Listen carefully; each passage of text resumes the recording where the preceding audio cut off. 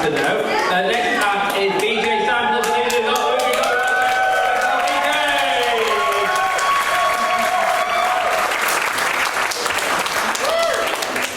Hello everyone, my name is Vijay, and today I want to start off with a show of hands, so please raise your hands if you like dogs.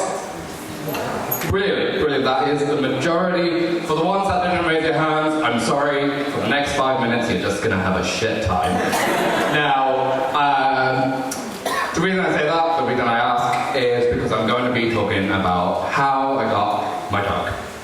I love dogs, always wanted a dog, but I have really strict Indian parents that would never let me have it. So 11 years ago, I was in uni, on my year abroad, living in Vijay, and one of the days I was walking home, I found this cute, little, tiny brown puppy wandering the streets, scrounging for food. He was so small, so cute, I just couldn't leave him there. So, with no plan in mind, I picked him up, started taking him home. And on the way home, I started thinking of brown dog-related names. You know, you've got your classics, Porty, Backstreet, Tinder, classic names. But yeah, we took him home. The first thing we did was give him a bath, and all those names fell out the window. He's not a brown dog at all. He's white.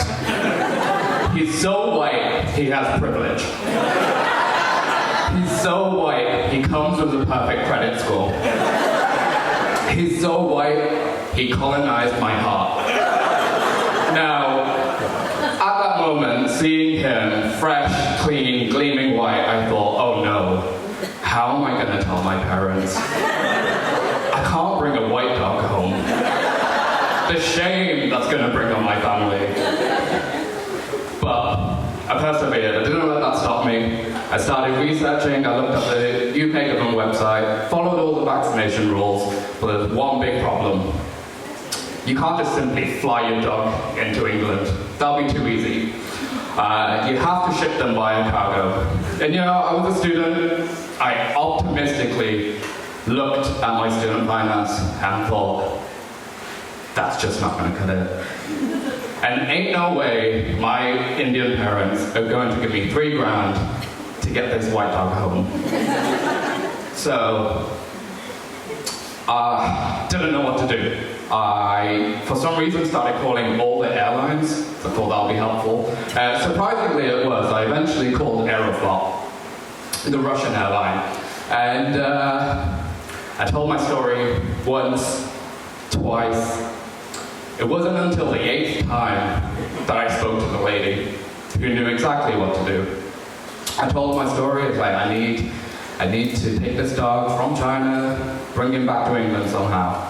And in classic Russian cadence, she goes, "Da, this is what you do. You come to Moscow, you come with dog, you stay here 2 weeks, we get your paperwork, you fly to England with dog, simple."